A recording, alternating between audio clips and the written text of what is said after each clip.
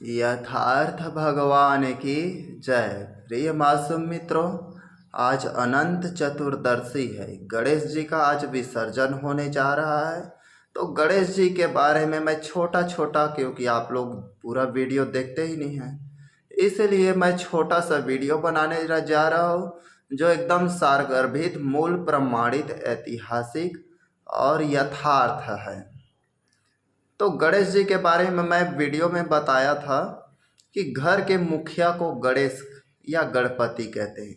गण मायने प्रधान, मुखिया समूह का विशेष या नेतृत्व करने वाला या समूह का लीडर, और इस मायने देवता। तो समूह का मार्गदर्शन करने वाले घर परिवार का मुखिया होता था, उसको गणेश कहते। गणपति, गण माने प्रधान और पति माने सिंदूर लगाने वाला नहीं, प्रतिपालन, पोषण, पालन करने वाले को पति बोला गया है। इसीलिए हम राष्ट्रपति को राष्ट्र, देश का प्रतिपाल करने वाले राष्ट्रपति कहते हैं। हम लोगों जो भी कमाते हैं टैक्स एक्स वगैरह से, वह धन सरकार के पास जाता है और सरकार वही धन हमारे हित में वितरण करता है, किसी योजना के रूप में हमें साकार करता है, वापस देता है।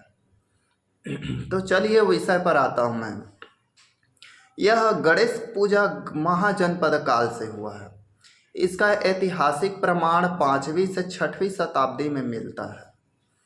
यह केवल भारत ही नहीं अपितु विश्व के बहुत सारे देशों में पूजा जाता है। पूरे विश्व में तो बुद्ध को पूजा जाता है और जीसस को भी मानने वाले हैं, पैगंबर को भी मानने वाले, लेकिन हिंदू धर्म पूरे पृथ्वी का केवल हिंदुस्तान ही में हिंदू धर्म है। लेकिन गणेश हिंदू धर्म का मानने वाला विदेशियों में एकमात्र विशेष देवता है। कहीं कहीं बजरंग बली को मान लेते हैं या फिर भारतीय प्रवासी दूसरे जगह जाने के बाद इस अनेक प्रकार के देवी देवताओं को मान लेते हैं, यह उनकी स्वैच्छिक इच्छा है। अब गणेश को थाईलैंड, म्यांमार, नेपाल, भूटान अलग अलग जगहों में पाया जाता है। और गणेश जी का पूजा ये नहीं हिंदू धर्म से मत मान लेना। तो गणेश जी का पूजा थाईलैंड में सफ़ेद हाथी पाया जाता है, याद रखना। और जो बुद्ध जी के माता से भी संदर्भित है यह, उसको स्वप्न में सिद्धार्थ है, यानी महात्मा बुद्ध जी के जन्म से पहले उनको सफ़ेद हाथी सपने में आया था। इसलिए बुद्ध धर्म के लोग सफ़ेद हाथी को पवित्र मानते हैं और शिलालेखों में विदेशों में प्रमाण मिलता है, न कि वह हिंदू धर्म से लेना देना नहीं है। आश्चर्य लगा ना? तो जो लोग हिम्मती लोग हैं, जो लोग सत्य को सहज स्वीकार कर सकते हैं, जो लोग सही चीज़ जीवन में सकारात्मक चीज़ जानना चाहते हैं, वह वीडियो में आगे बने रहिए। सारगर्भित और छोटा बोल रहा हूँ वीडियो, नहीं तो 5-6 घंटे का बन जाएगा। मैं कोशिश करूँगा कि 5-7 मिनट में हो जाए। तो प्रिय मासूम मित्रों, गणेश जी का विशेष प्रचलन कब हुआ? इसका रचना 6वीं सदी के बाद में 12वीं सदी में भरपूर इसके बारे में उल्लेख हुआ। अब गणेश जी के बारे में अनेक कथा, कहानी, कथानकों द्वारा प्रचलित है, प्रसिद्ध है। क्या है कि गणेश जी की उत्पत्ति कैसे हुआ? जब माता पार्वती स्नान कर रही थी तो उनके जो शरीर का मैला पानी था नदी में डाला। नदी में डालने से मातंगी नामक हथनी ने पी लिया। वह हथनी बच्चा दिया, वह गणेश जी बन गया। चलो ठीक है। माता पार्वती अपने शरीर के मैल से गणेश को बनाया, एक और कहानी। चलो ठीक है। माता पार्वती मिट्टी से गणेश जी को बनाया, चलो ठीक है। शंकर और पार्वती के सहयोग से गणेश जी का निर्माण हुआ, मान लो ठीक है। अंधभक्तों को क्या है, जो जैसा बोला सब सही है। अब शंकर और पार्वती मिलन ने किए, अपने शक्तियों के मिश्रण से गणेश बना दिया। वाह भाई, चलो ये भी ठीक है। अब एक पुराण भी आता है, गणेश पुराण। अब मैं पुराणों के बारे में वीडियो डाला हूँ, जाकर देख लेना। पुराण पूर्णांग से बना है, पूर्ण धन अंग। जिस चीज़ को ब्राह्मणों ने इस प्रकार से रचना किया है कि आप उस वास्तविक चीज़ से समझ नहीं पाएंगे, कलुषित कर दिया। तो गणेश पुराण में गणेश जी ब्रह्मा से भी पहले थे, जिसको आदि गणेश कहा जाता था, और वह स्वयंभू है। और पुराण और हिंदू धर्म में ऐसा ही है। इस धर्म में जाओ तो ब्रह्मा शंकर का बाप बन जाएगा, शैव धर्म में जाओ तो शंकर ब्रह्मा का बाप बन जाएगा, विष्णु ब्रह्मा विष्णु का बाप बन जाएगा, फिर शंकर विष्णु का बाप बन जाएगा। तो देवी पुराण में देवी बड़ा हो जाता है, वही सृष्टि आरंभ किया है। शिव पुराण में शिव बड़ा हो जाता है। जैसा भी है, जो जितना बढ़ा चढ़ा कर बोले उतना ज़्यादा उसको इस देश के लोग मानने के लिए तैयार रहते हैं। अब गणेश जी की उत्पत्ति में, अब गणेश जी का हाथी का रूप कैसे आया? अब घर के मुखिया को गणेश जी बोल रहे हैं तो गुरु जी गलत है। तो प्रिय मासूम मित्र, ऐसा बात नहीं है। अब जैसे किसी को हमें दर्शाना होता है तो कैसे दर्शाएं? अब हम घर के मुखिया पिताजी को तो पूजा कर लिया, अब गुजर गए, तो अब कैसे दर्शाए? तो संयुक्त परिवार जो बड़ा रहता है ना, उसको कैसा चित्र दे? तो वो संकेत के रूप में हाथी को दिया। और रिद्धि सिद्धि इनका पत्नी कैसे आया? हाँ, अच्छा प्रश्न है। रिद्धि और सिद्धि, सिद्धि माने कोई भी काम सफल, रिद्धि माने अच्छा या सुफल होना। तो इसको पत्नी रूप में दर्शाया, ना कि इनका पत्नी है, इसका घर वाली अर्धांगिनी है, ऐसा बात नहीं है। मूषक, मूस का अर्थ होता है बाधा डालना। अगर घर परिवार में, मूस संस्कृत से बना है जिसका मतलब बाधा है, और संस्कृत किससे बना है? पाली भाषा का डुप्लीकेट, तो बाधा डालने वाला। तो इसका गणेश का नाम, प्रमुख नाम क्या है? विघ्नहर्ता। लेकिन विघ्नहर्ता दूषित नाम है, इसका वास्तविक असली नाम था विघ्नकर्ता। आप देख लीजिए शास्त्रों और पुराने ग्रंथों में, तो विघ्न करता था, घर में या परिवार को बाधा आता था तो वो दुश्मनों को बाधित करता था। लेकिन बाद में चाटुकार ब्राह्मणों ने उसको विघ्नहर्ता के रूप में या विघ्नेश्वर के रूप में। अब गणेश चंद्र को भालचंद्र, एकदम सुंदर भानु के जैसे भालचंद्र, चंद्रमा के समान मुखड़े वाले, धूम्रकेतु धुएं के समान, लंबोदर जिसका लंबा उदर माने पेट हो उसको लंबोदर। और क्या बोलते? गजानंद, गज, गज शांतिशील रहता है, मतलब हाथी के जैसे जिसमें आनंद हो। उसके बाद और बहुत सारे नाम हैं, गणपति। और तो गणेश जी का द्वादश नाम मेरा और वीडियो में देख लेना। ये केवल पितामह को बोला गया है, अपने को। इसीलिए गणेश पूजा इस पित्र माह आने वाला, ये अनंत चतुर्दशी है आज। आज से क्या होगा? आज अनंत चतुर्दशी है और आज से पितृ पूजा होगा। और पितृ का आज जिसने साधना के लिया, अपने पूर्वजों का जिसने साधना कर लिया, उससे श्रेष्ठ दुनिया में कोई नहीं है। क्योंकि आप जिसके तन मन आत्मा रोम प्रतिरोम कण जागृति अंग जिस अस्तित्व से बने हैं, उस अस्तित्व का पूजा करेंगे तो आपका सिद्धि साधना सर्व सफल होगा।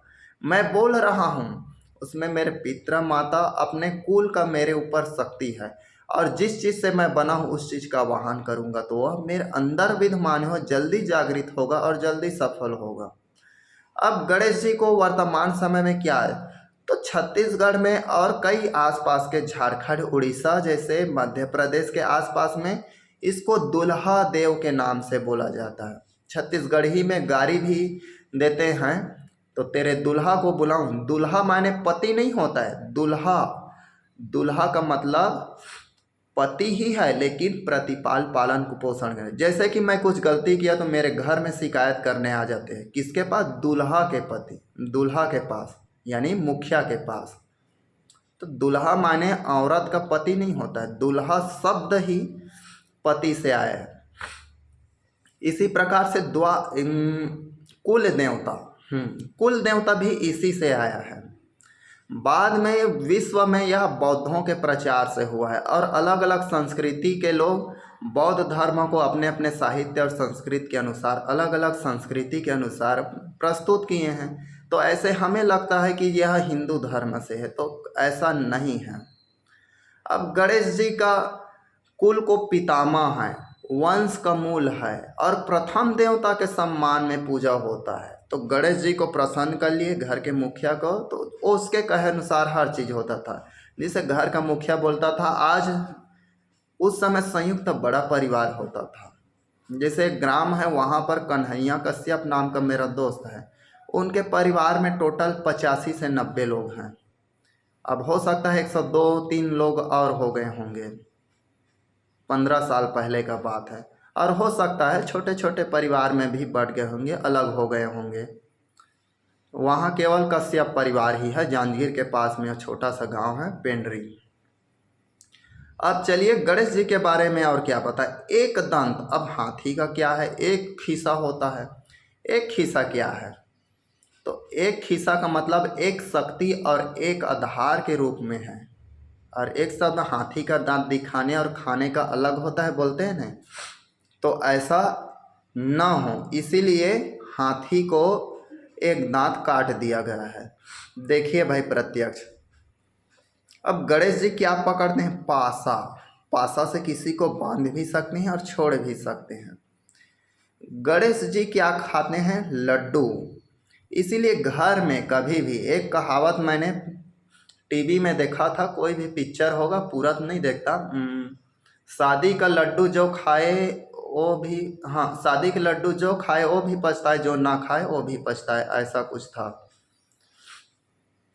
अब तो लड्डू क्या है, घर में खुशियां का पर्व होता है, जैसे मरनी दुख है, उसमें भी लड्डू का प्रचलन ब्राह्मणों ने किया बाद में, जिसको अनेक लेखक और युग लेखक अनेक प्रकार से विश्व में इसका विरोध हुआ। केवल भारत ही नहीं, हम लोग भारत में जानते हैं।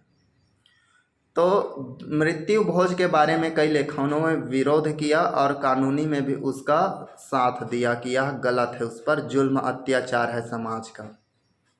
तो शादी, पर्व, षष्ठी या अन्य समय में, उस समय लड्डू सबसे महत्वपूर्ण मिठाई होता था, महत्वपूर्ण खुशियों का पर्व होता, कुछ भी होता था तो लड्डू दिया जाता था, इसीलिए हाथ में लड्डू होता है। गणेश के मस्तक में ये ऐसे स्वास्तिक का निशान होता था, ऐसे ऐसे ऐसे। ये क्या है, चारों दिशाओं को संरक्षण करने का प्रतीक है। आप स्वास्तिक के बारे में वीडियो बनाऊंगा, बहुत ही प्राचीन, ये बहुत ही प्राचीन क्या है, यंत्र है, मंत्र है, तंत्र है। और यह हिंदू धर्म से नहीं है मासूम मित्रों, यह स्वास्तिक अनंत का प्रतीक है। अब गणेश जी के बहुत सारे चीज़ मैं बता सकता हूँ, लेकिन जनेऊ धारण करती है। अब जनेऊ क्या है, तो जनेऊ हमारे मूल निवासी ST SC OBCों का धर्म नहीं है, जनेऊ आर्यों का है, उसके ब्राह्मणों ने जनेऊ डाल दिया। अब गणपति देव के बारे में एक महत्वपूर्ण विशेष तिथि। अब गणेश जी में ब्राह्मण आता है, जीव भर देता है, चलो ठीक है, कोई गणेश जी बना लिया, चलो ठीक है।